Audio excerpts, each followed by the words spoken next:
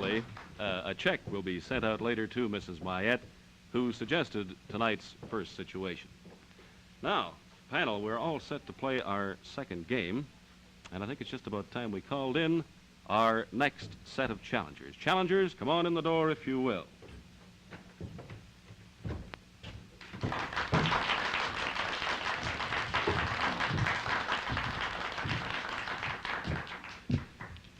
Now, as you can see, our challengers are Mr. John Conde and Mr. David Rogers. Now, Jan, if you'll provide the panel with their visual clue, we'll let our home and studio audiences know what's going on.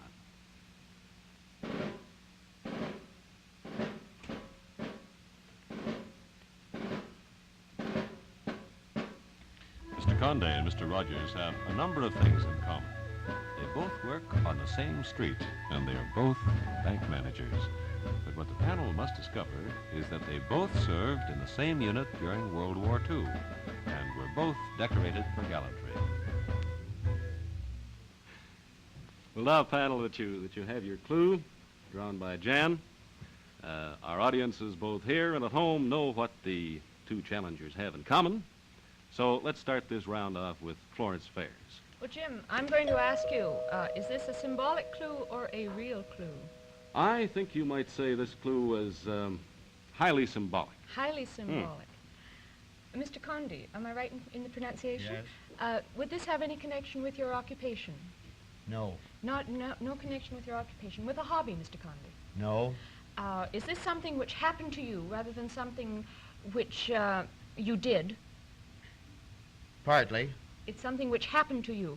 Was this a happy event? Partly. It was partly a happy event.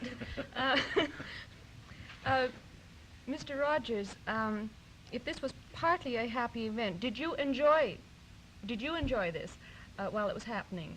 No. You did not enjoy this while it was happening. Was any achievement involved? Oh, no, this was something which happened to you.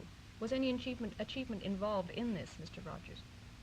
I would say an achievement was involved. Yeah. Very definitely an achievement. Very definitely an achievement. 3 minutes, panel. Yes, Jim. Did you know each other prior to this event? Yes, I would say we did, yes. Did this have anything to do with fire? No, not fire. And yet it was partly happy and partly unhappy. I would say it was a mixture of both, yes. Jim, if I will, I'd like to bring you back to the visual clue. There is a definite clue in there, if you can just establish what it is.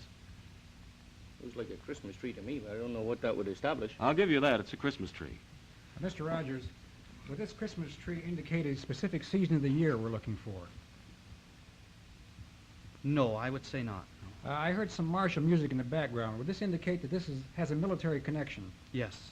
Did this take place on the continent of Europe, Mr. Rogers? Yes, it did. Did it take place during the Second World War? Yes. Mr. Conde, did it involve some service on your part of some type? Yes. Were you both in similar units, in the same units, Mr. Conde? Yes. Were you both involved in a battle, Mr. Conde? 2 minutes, panel. Not necessarily. Mr. Rogers, were you both captured by any chance? No, on a specific we day? weren't captured. I'll pass the cease. They weren't captured. They were in the same unit. Did this take place in Scotland by any chance? No. Mr. Conde, it didn't.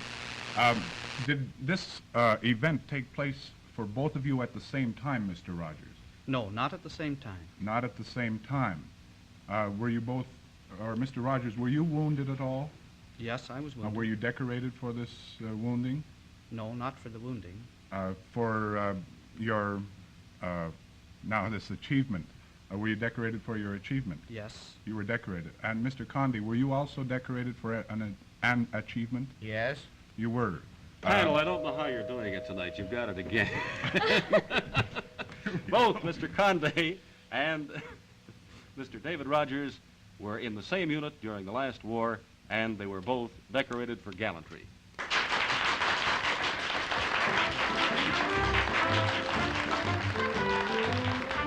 What was to be the final year of hostilities and through scenes of devastation, some of the bitterest fighting encountered during World War II marked Company A of the Queen's Own Cameron Highlanders.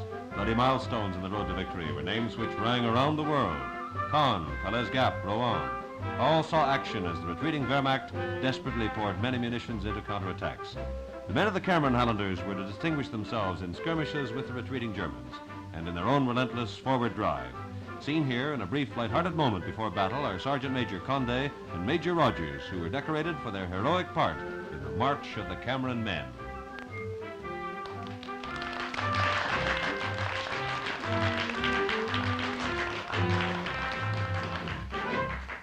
Mr. Conde, could you tell us just briefly what led to your being decorated?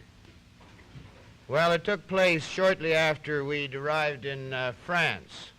We'd come in at the coast, and we're on our way up through Conde.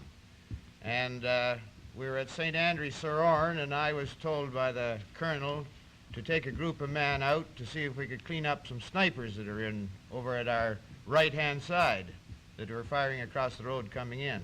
Well, I took 8 men up there, and we found some empty trenches there. We didn't know whether there was anything in them or not. We threw a few grenades into them and went on and circled around, spread out, and all of a sudden we saw some Germans running out of some of these trenches. So we sort of lined up in a firing squad and fired at them, and then they were breaking out all over and coming out. So we captured quite a number of them. In the meantime, they were firing machine guns over our heads. We were keeping their heads down by just enough fire. We only had rifles.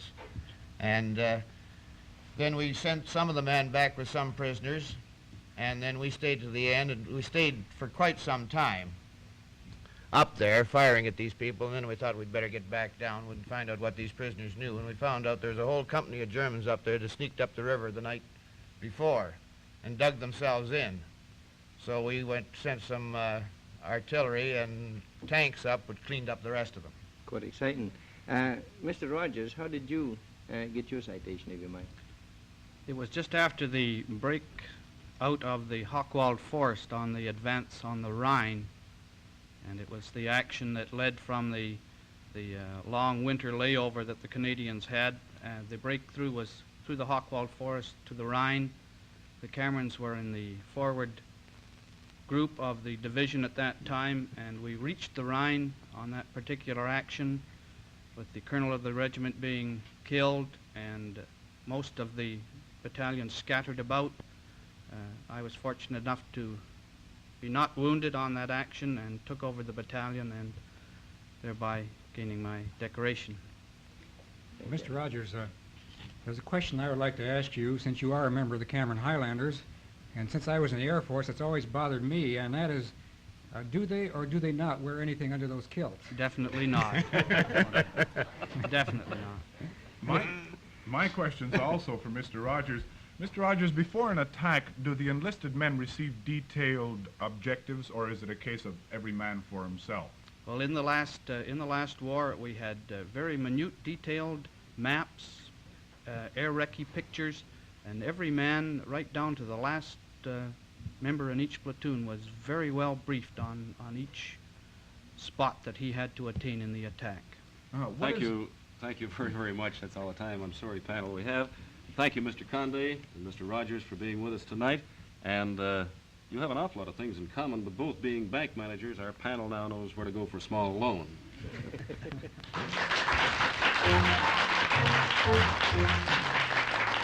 Dave Rogers suggested our second story, and he'll receive a check in the mail for that idea tonight.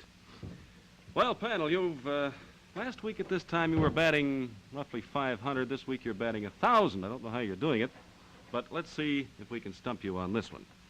And to try and stump you with situation number 3, let's bring on our next 2 challengers.